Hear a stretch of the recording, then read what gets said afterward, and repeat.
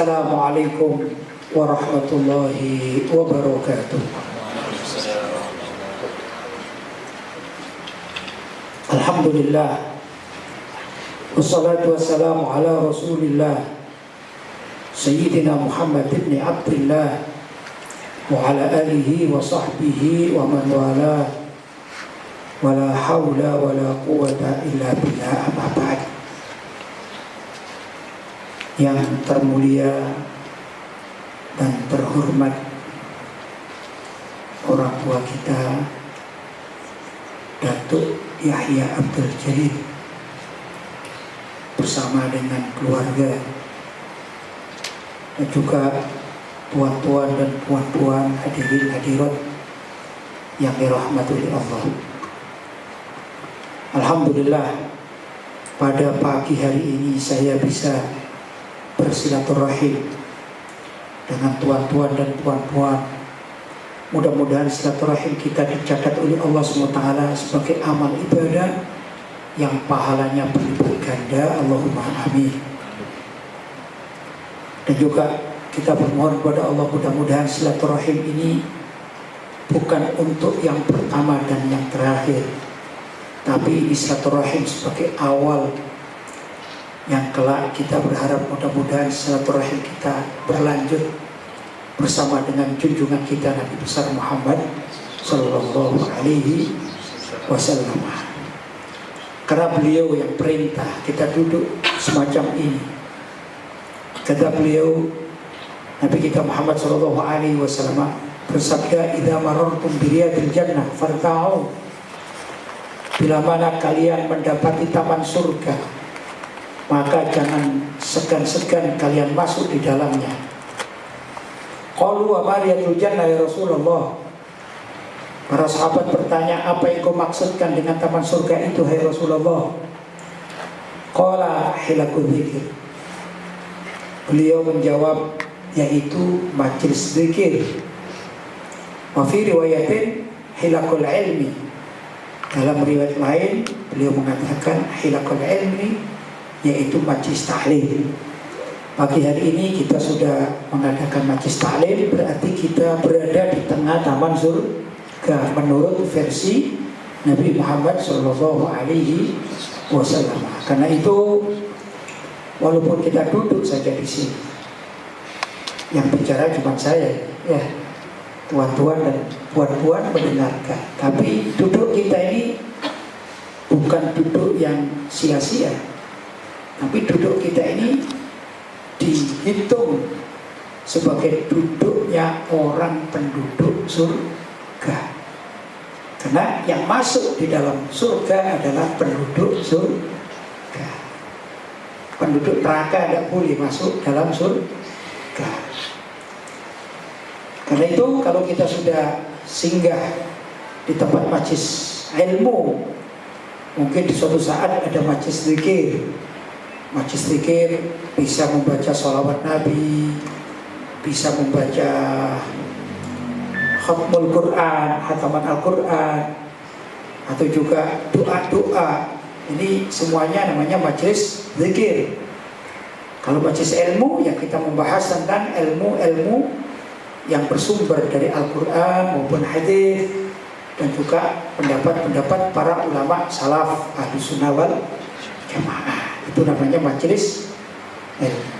Dari majelis ilmu itulah kita mengenal banyak hal tentang kehidupan. Semakin kita rajin pada majelis ilmu, semakin kita mengenal hakikat kehidupan baik di dunia maupun di akhirat. Karena itu kita berdoa mudah-mudahan Allah menetapkan kita sebagai orang-orang yang cinta pada majelis ta'lim. Allahumma amin. Tuan-tuan dan puan-puan, hari ini saya diminta untuk bicara tentang kewajiban seorang pemimpin, atau terkait kewajiban seorang pemimpin baik dalam kehidupan dunia maupun dalam kehidupan akhirat. Kemudian tentunya kita bicara pemimpin, kita harus tahu pemimpin itu siapa. Apakah pemimpin itu harus, kalau di Malaysia itu siapa namanya, Perdana Menteri ya, Kalau di Indonesia itu presiden, kalau di Saudi kerajaan. Apa hanya itu namanya pemimpin? Ya enggak juga, pemimpin itu banyak. Karena Nabi SAW yang bersabda, kullukum ra'in wa kullukum mas'ulun an ra'iyati. Setiap kalian itu adalah penanggung jawab, dan setiap kalian itu adalah penanggung jawab terhadap siapa saja yang menjadi tanggungannya. Seorang ibu di rumah tangga itu bertanggung jawab tentang kemaslahatan anak-anaknya. Seorang bapak atau suami bertanggung jawab terhadap kemaslahatan istri atau dalam kurung ibu dan juga anak-anaknya.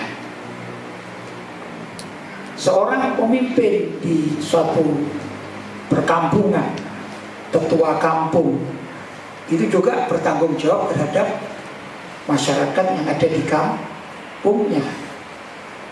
Seorang direktur di perusahaan juga bertanggung jawab terhadap siapa saja yang menjadi pejabat-pejabatnya.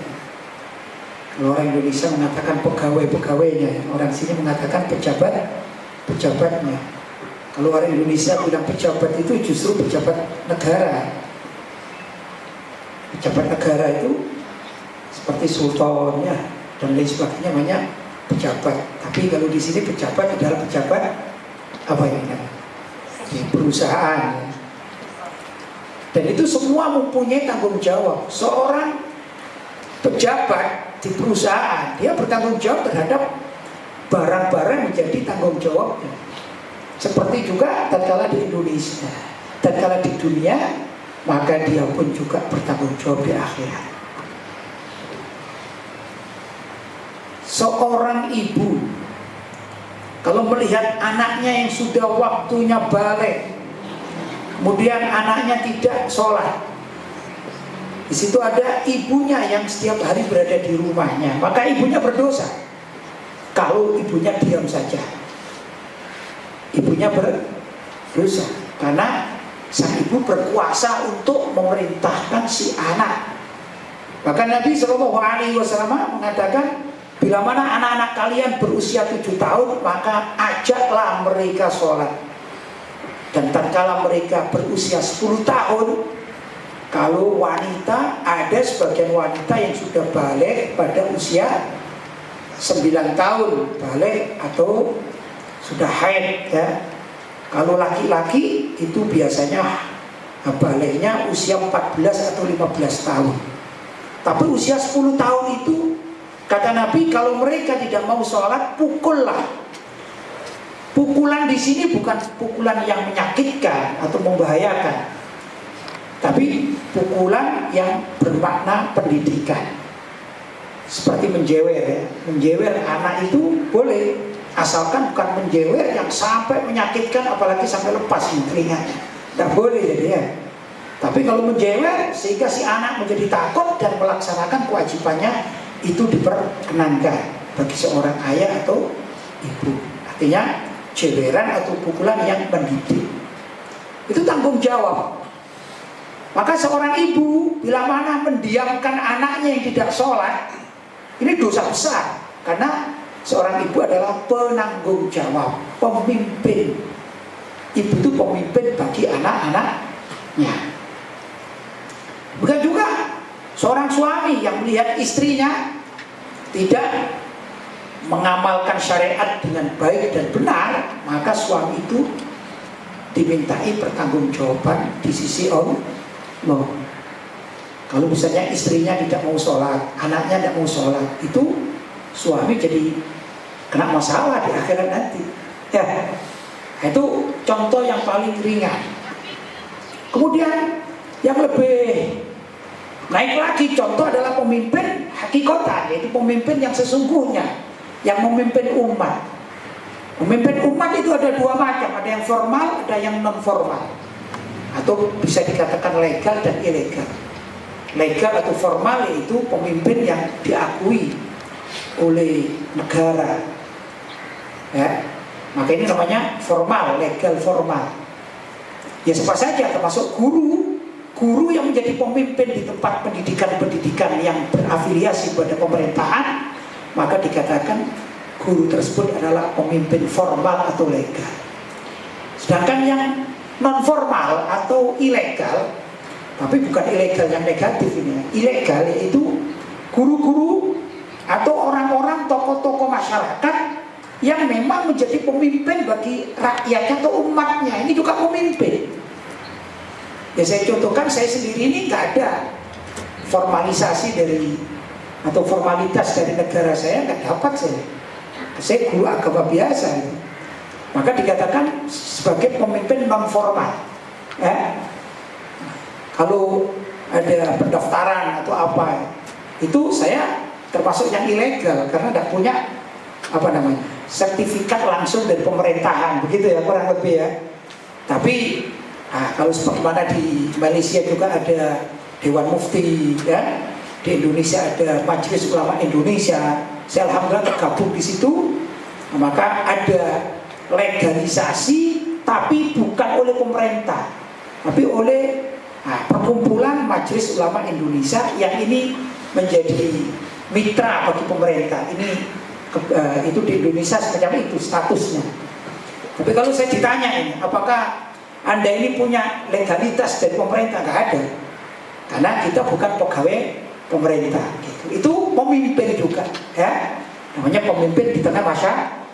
Para ulama mayoritas, ulama itu mulai yang tua yang memang alim betul sampai kepada tingkat guru atau ustadz guru, sampai kepada guru yang mengajari anak-anak kita belajar dasar, mengenal huruf hijaiyah misalnya, ya, ada alif, ba, ta, ra, jim, itu juga pemimpin walaupun non formal. Nah, itu semuanya mempunyai tanggung jawab di hadapan Allah dan juga mempunyai tanggung jawab di hadapan sesama manusia. Ini begitu kurang lebih yang terjadi pada kepemimpinan di dunia ini. Ya. Dan juga para nabi, para aulia, para wali, para ulama, ini semuanya adalah pemimpin. Jadi di dunia ini praktis yang tidak menjadi pemimpin itu hanyalah anak-anak kecil yang belum balik, kemudian orang yang maaf-maaf tidak mempunyai akal, bisa gila, atau tua yang sudah lupa, tak ingat sama diri sendiri ya.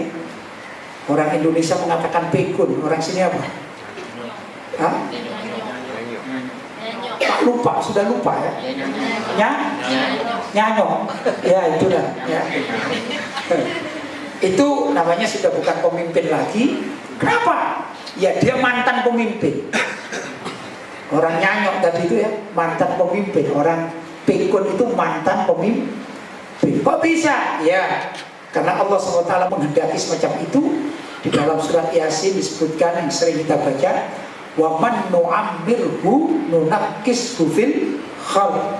Siapa orang yang kami Allah memanjangkan usianya, maka akan kami kurangi kemampuan dirinya. Otaknya dikurangi menjadi nyanyok tadi itu ya, menjadi pikun tadi ya. Kalau sudah itu namanya rufi al-qalam, tidak ada kewajiban. Maka kadang-kadang orang, saya lebih mudah mengatakan pikun ya, insya Allah bapak-bapak ibu-ibu tahu ya. Orang pikun itu sampai-sampai, mohon maaf itu, kalaupun mereka ini melakukan maksiat, yang umum itu biasanya telanjang ya, lupa dari kamar mandi, ya pergi ke mana? Ke kamarnya, keranjangnya atau kadelnya, lupa dia udah pakai baju, udah pakai pakaian, ya karena lupa. Dosa pada dosa, tak dosa, karena memang sudah dicabut akalnya oleh Allah Subhanahu wa Ta'ala. Maka kondisi semacam itu sudah bukan lagi sebagai pemimpin. Kalaupun meninggal dunia di saat sudah usianya seperti itu, maka Allah yang akan menghapuskan semua dosa-dosanya. Ya, itu kalau orang diberi usia yang panjang. Demikian juga anak kecil yang belum balik, dia melakukan apa saja. Kalau orang tuanya tidak mengatakan boleh dan dilarang, maka bila mana si anak kecil bermaksiat, maka yang dosa orang tuanya. Sama dengan demikian. Ini masalah, ini benda ini ya.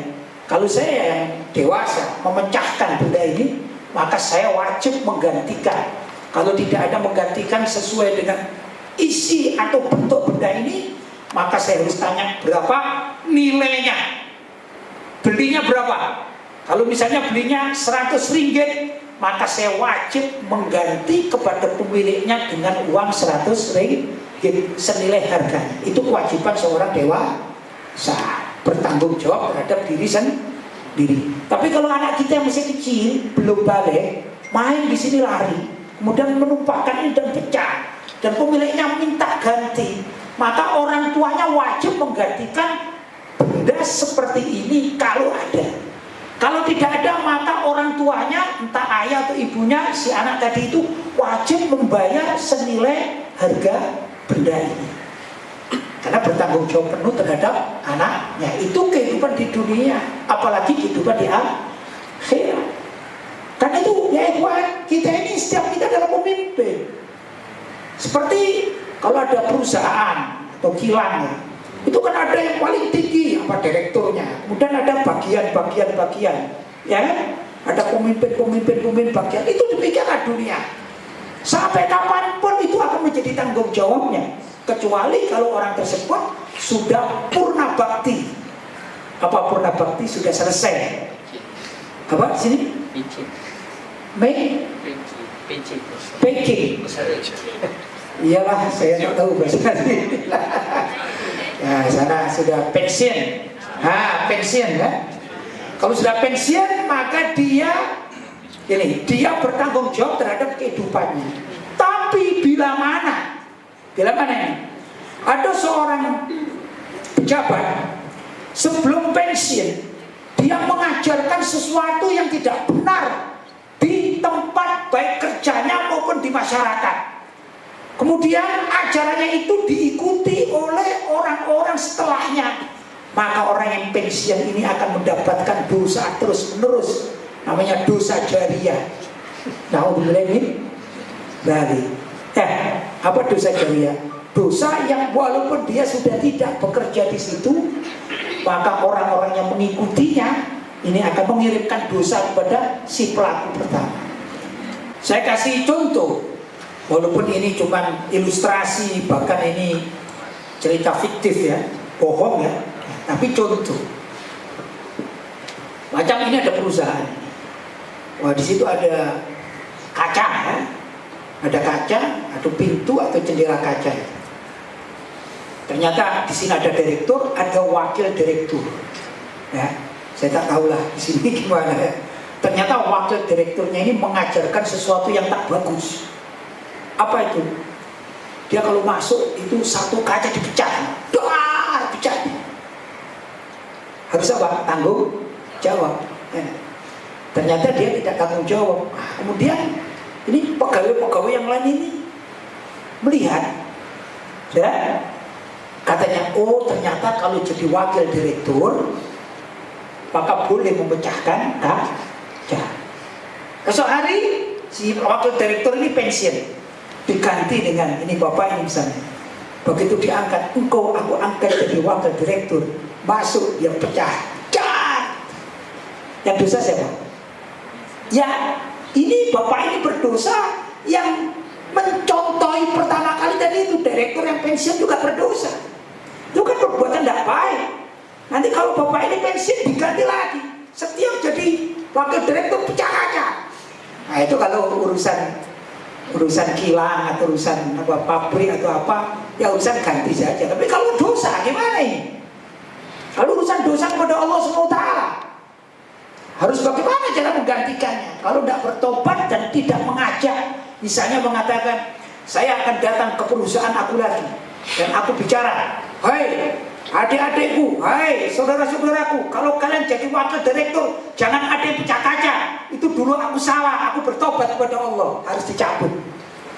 Tapi orang demikian kan susah, kadang-kadang gengsi. Betul? Aku dulu sudah salah. Betul ya? Ini begitu. Banyak kok keadaan seperti itu yang dilakukan oleh kita, kadang-kadang kita tak sadar. Kita tak sadar. Mohon maaf, mudah-mudahan di sini tak ada. Contoh lagi misalnya, kadang-kadang di masyarakat ini orang berjabat tangan antara laki dan perempuan itu sebagian masyarakat kan tak ada batas. Sebagian mereka tahu dan tak mau berjabat tangan dengan wanita selain mahramnya, kan begitu ya. Nah, kadang-kadang pegawai atau pejabat satu kantor, misalnya di situ ada kepala bagian industri apa, kepala bagian yang mempunyai apa ini, staff.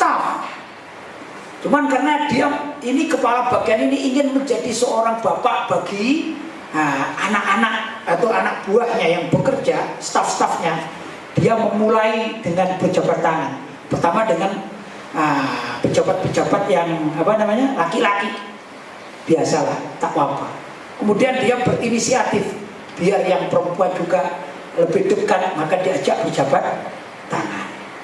Maka dimulailah hari itu, ternyata kepala bagian berani berjabat tangan dengan wanita lain mahram. Dosa apa tak dosa? Dosa. Sudah, begitu kepala bagian ini pensiun, diganti oleh wakilnya. Kata wakilnya, ya biar juga lebih akrab, lebih dekat dengan para pejabatnya, maka bergiliran berjabat tangan, ya bersalaman. Dosa lah? Dosa. Siapa yang dapat dosa? Wakilnya yang naik jadi ketua, dan itu berdosa karena bersalaman. Tapi yang dapat dosa pertama dan dapat kiriman adalah pertama kali yang memulainya dari pejabat sudah pensiun. Karena itu kita juga harus hati-hati, ya. Demikian juga di kenegaraan, di mana-mana saja, pokoknya namanya ketua, pemimpin itu punya tanggung jawab baik di dunia maupun di akhirat. Bila mana ingin bertobat, maka si ketua yang pensiun tadi itu harus datang ke tempat kerjaannya dan melarang, hei saudara-saudaraku, saya dulu melakukan kesalahan, karena itu saya minta kalian jangan ikut-ikut, dan kalian cukup hormat dari jauh saja. Kalau menyapa assalamualaikum tanpa harus berjabat tangan, bersalaman, karena kalian ini laki dan perempuan bukan mahramnya, dosa untuk berjabat tangan. Kalau dia sudah melakukan itu, sudah datang ke tempat kerjaannya, maka andai kata yang melanjutkan ini melakukan yang sama, maka si bapak yang pensiun sudah tidak berdosa lagi karena mencabut apa yang pernah dilakukan. Ya, ini keindahan Islam ada di situ. Kita memang harus tahu aturan-aturan syariat itu mana yang boleh dan mana yang tidak. Tapi tatkala kita melanggar aturan syariat, di mana saja kita hidup, mau di kilang, mau di pasar, bahkan mau di masjid, ya dah. Kalau kita melanggar, maka kita mencari cara untuk bertobat. Tentu sesuai dengan apa yang diajarkan oleh para ulama. Itu ada tata cara bertobat. Memang bertobat yang paling mudah baca istighfar, astagfirullahaladzim, astagfirullahaladzim. Ini paling utama. Tapi ada juga cara-cara bertobat yang benar, antara lain kalau bertobat kepada Allah SWT dari melakukan sesuatu yang memang berdosa, maka di samping bertobat dengan lisan, dia berjanji untuk tidak akan mengulanginya lagi, ya. Tapi kalau ada orang biasanya sehari maksiat, sehari bertobat, esok maksiat lagi, esoknya lagi bertobat, kemudian maksiat lagi, kemudian bertobat lagi. Kata orang Jawa, tobat sambal. Tahu tobat sambal? Tahu sambal ya? Yang pedas itu ya. Orang itu kalau makan sambal, makan, tobat saya nggak makan lagi. Sudah, esok ada makanan gini lagi. Iya, namanya tobat sambal. Waduh, sakit perut, kata dokter, saya ini kena lambung, jadi saya tobat tidak akan makan sambal lagi. Sudah, selesai. Begitu sakitnya sembuh, ada sambal yang menarik hati. Apa yang terjadi? Lihat-lihat kalau makan, nggak ada yang lihat, baru makan. Sambalnya dimakan. Dikirain Allah nggak lihat. Ya, karena itu kadang-kadang dikasih sakit lagi. Kamu sih, kamu sudah sakit lambung, sudah bilang tobat, kok lagi makan lagi? Itulah tobat sambal. Tobat sambal. Ini jelas tobatnya tak baik ya. Nah, kalau tobat yang benar adalah tobat yang nasuha, tobat yang benar-benar, ya sejak tobat itu dia tidak akan mengulangi lagi. Kalau boleh saya mau bawa cerita sedikit. Ini waktu saya berangkat kemarin dari Surabaya ke mana ini? Ke Kuala Lumpur ya. Nah itu saya waktu di bandara dapat surat WhatsApp. Assalamualaikum Pak Kiai, boleh konsultasi? Oh boleh, silakan. Dia bilang gini, Pak Kiai, ini saudara saya, dia ini ingin bertobat. Dia menyatakan pernah berzina. Dia berzina dan ngaku pada saya, kata yang konsultasi. Terus gimana maksudnya? Ini begini Pak Kiai, saudara saya ini kepingin bertobat dan caranya bagaimana? Karena kalau dia baca di dalam kitab fikih itu orang yang berzina harus dirajam. Sedangkan di Indonesia tidak ada rajam, apalagi di Malaysia. Betul, ada rajam? Nggak ada kan, sama-sama ya. Jadi gimana Pak Kiai? Apakah tobatnya dia dengan baca istighfar ini diterima oleh Allah? Karena yang saya tahu juga kalau kita buka literatur, ini orang zina yang tobatnya diterima bila mana sudah dirajam. Itu kalau mau dirajam di Saudi ada rajam, di tempat kita tak ada yang dirajam. Dia bingung juga, pening dia. Terus saya tanya, apa yang dilakukan oleh saudara Anda ini? Itu sekarang tiap hari menangis. Dan saya lihat sendiri itu. Dulu saya anjurkan kalau malam hari menangis atas apa yang dia lakukan, berzina itu. Tapi alhamdulillah tadi siang, makanya sekarang ini saya langsung WhatsAppan dengan Pak Kiai. Tadi itu dia sholat zuhur, habis sholat zuhur dia sujud, habis sholat ya selesai, kemudian menangis. Ya menangis dalam sholat sunnah. Sholat zuhur, kemudian sholat sunnah. Nah, waktu sholat sunnah sujud itu dia menangis dan saya ada di situ. Saya katanya yang WhatsApp ini, saya pun sepertinya belum pernah menangis seperti itu. Tapi saudara saya ini menangis, dia nangis betul-betul. Nah, yang saya tanyakan sholatnya batal atau bagaimana? Itu pertama. Kedua, apakah tobatnya diterima atau bagaimana? Nah, ini kan pertanyaan. Maka saya jawab, selagi menangisnya tidak mengeluarkan suara yang bisa membatalkan sholat. Apa suara apa itu? Pertama, suara yang bisa difahami. Misalnya apa ya? Hai, itu kan bisa difahami ya. Hai sini, hai itu kan bisa difahami ya. Itu bisa, maka membatalkan. Cuman kalau dia menangis mengisak-isak ya, itu satu, dia tidak sampai batal. Itu ya. Kedua, bagaimana dengan tobatnya? Lah, tobat di negeri yang tidak menerapkan syariat rajam, maka tobat orang tersebut insya Allah diterima oleh Allah Subhanahu wa Ta'ala, karena dia dari hatinya dan berjanji untuk tidak mengulangi lagi. Ini namanya taubat yang nasuha. Ya, kembali pada kepemimpinan. Pemimpin ini susah. Ya, apa ya? Ya, kadang mudah, kadang susah menjadi pemimpin. Apa itu? Kalau sudah salah, maka pertama harus menekan gengsi. Tahu gengsi ya? Apa? Kehormatan diri. Ya, gengsi. Tahu gengsi? Nah, itu susah. Kadang apa? Orang menekan kehormatan dirinya untuk minta maaf. Ini susah. Kalau misalnya saya sebagai atasan bapak ini, saya salah, ini saya minta maaf duluan. Itu mudah apa susah?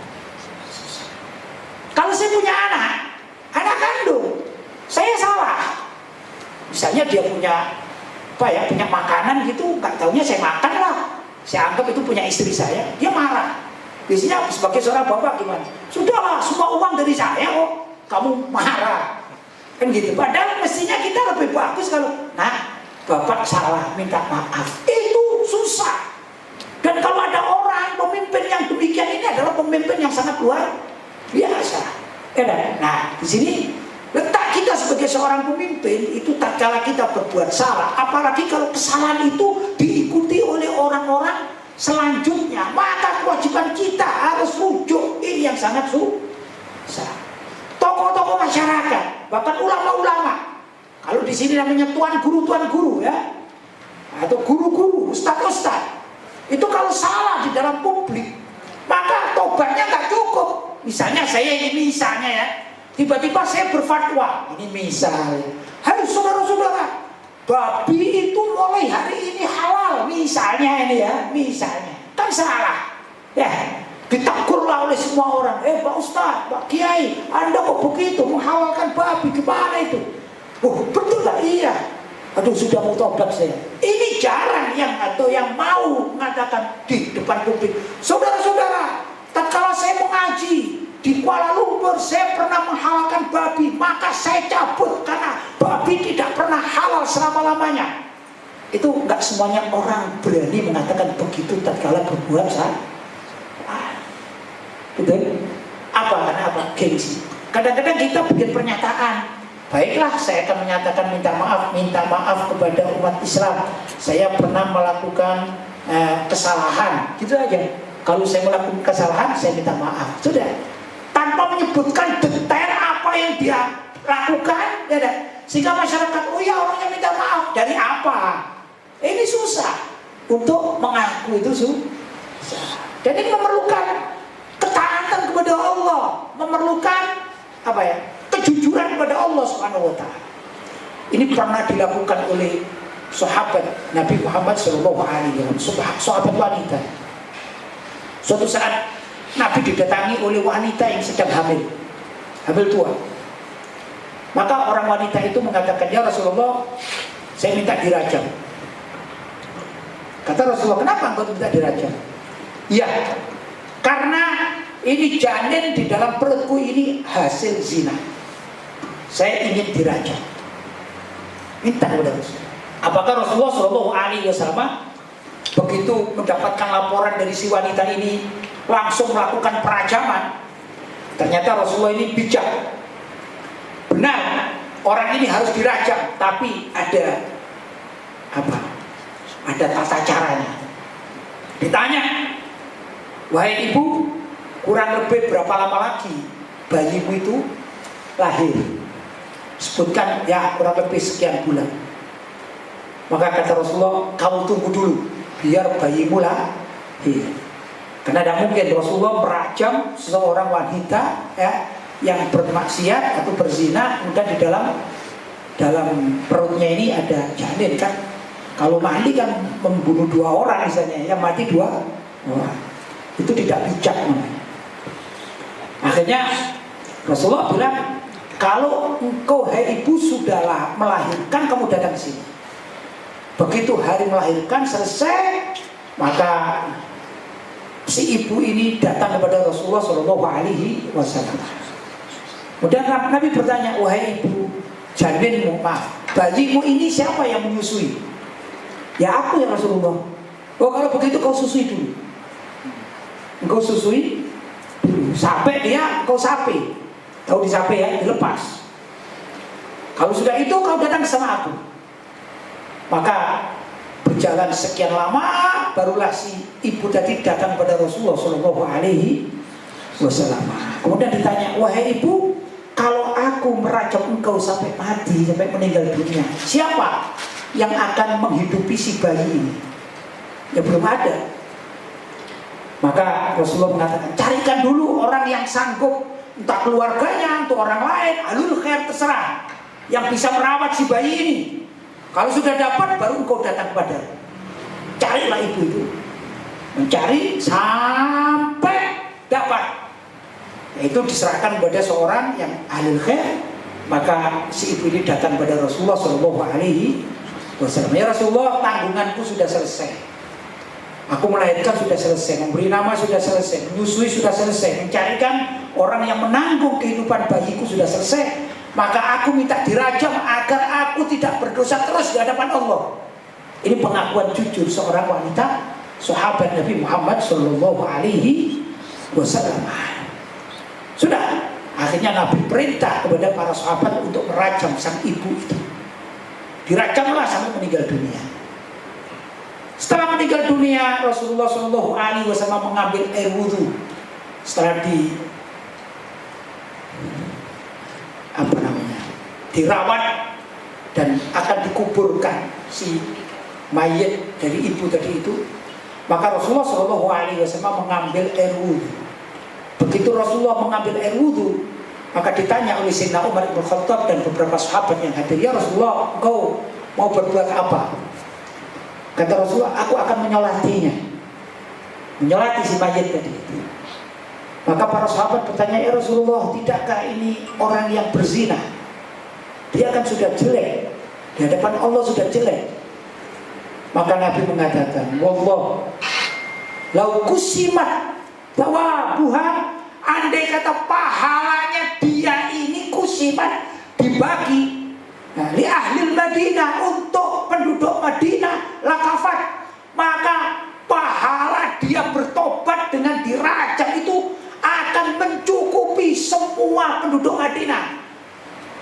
Jadi pahalanya orang yang bertobat tadi itu luar biasa, lebih banyak daripada pahala penduduk Madinah. Bayangkan saja. Padahal di sana para sahabat yang luar biasa. Ada Sayyidina Abu Bakar, Sayyidina Umar, Sayyidina Uthman, Sayyidina Ali, Sayyidina Abu Hurairah, Sayyidina Khalid bin Walid, Sayyidina Fulan bin Fulan. Namanya sahabat-sahabat. Tapi andai kata Nabi, tatkala si wanita itu jujur minta dirajam atas dosanya, ternyata menurut Nabi ini pahalanya sangat luar biasa dan luar biasa. Maka saat itu Nabi melanjutkan sholat jenazah kepada atau untuk si wanita yang sudah dirajam tadi. Itu fadilah orang yang mau bertobat. Ya, nah dia si wanita ini pemimpin. Pemimpin siapa tadi? Pemimpin bagi anaknya dia. Si wanita pemimpin bagi anaknya. Pertama dia apa? Melahirkannya dengan baik. Dia memimpin kelahiran dengan baik. Dia punya suami. Dalam riwayat ada suaminya, berzina. Dan zaman tersebut sebagian wanita zaman tersebut, zaman jahiliyah, itu sebagian wanita itu digilir oleh laki-laki. Jadi berapa laki-lakinya nggak tahu. Ini bapaknya yang mana, bapak biologisnya nggak tahu. Maka dia menghidupi diri sendiri, dan melahirkan dengan sendirinya, dirawat. Kemudian setelah itu menyusui dan merawatnya. Setelah itu mencarikan pengasuh bagi anaknya. Luar biasa, tanggung jawab seorang ibu sebagai pemimpin bagi siapa? Anaknya. Jelas ya ibu-ibu ya, itu kewajiban kita. Maka tatkala dia bertobat, Allah SWT menerima tobatnya. Bahkan andai kata nilai tobatnya itu dibagikan pada penduduk Madinah, lakafat, pasti akan mencukupinya. Subhanallah, subhanallah, subhanallah. Seorang pemimpin kalau memberi contoh yang baik, termasuk dalam pertobatan dan lain sebagainya, maka dia akan dicintai oleh Allah Subhanahu wa ta'ala. Setiap kita menjadi pemimpin, kalau kita memimpin dengan baik sesuai dengan aturan syariat, apa yang diajarkan dalam Al-Quran maupun hadis-hadis Nabi Muhammad SAW dan pendapat para ulama salaf, maka pemimpin ini adalah pemimpin yang sangat mulia, sangat agung dengan keadilannya. Bahkan termasuk di antara orang yang pertama kali masuk surga kelak di akhirat adalah para pemimpin-pemimpin yang adil. Tapi bagi pemimpin yang tidak adil terhadap diri sendiri, tidak adil terhadap anak-anak atau anak buahnya atau orang-orang jadi tanggung jawabnya, ini adalah ibarat dia hidup di pinggir tebing jurang neraka. Apa ya di sini ya? Sana itu ada tebing juga ya, tebing ya, tebing pinggiran jurang neraka. Kalau di sini nerakanya di sini. Ini seorang pemimpin yang tidak adil ya. Kalau dia sedikit salah, dia langsung tergelincir. Karena salahnya pemimpin itu biasanya diikuti oleh rakyatnya. Kesalahan pemimpin selalu diikuti oleh orang yang menjadi bawahannya. Ya, an-nasu ala dini khalilihi. Setiap orang itu mengikuti kepercayaan pemimpinnya. Begitu kurang lebih. Ya. Nah, bapak-bapak dan ibu-ibu yang dirahmati oleh Allah, saya kira ini sudah cukup panjang saya sampaikan. Nah, kurang lebih mohon maaf yang sebisa-bisanya, mungkin ada hal yang kurang tepat dan juga mungkin bahasa saya kurang difahami ya sebagiannya. Maklum saya menggunakan lisan-lisan dari Indonesia. tuan-tuan dan puan-puan menggunakan telinga dari Malaysia. Kurang baik kadang-kadang ya. Tapi insya Allah secara umum kan dipahami ya. Maka pengajian kita secara umum saja yang dipahami, bisa kita amalkan. Itu yang kita harapkan dan kita jadikan sebagai bekal tatkala kita menghadap Allah Subhanahu wa taala. Hada ma aqulu lakum wa afu minkum. Wassalamualaikum warahmatullahi wabarakatuh.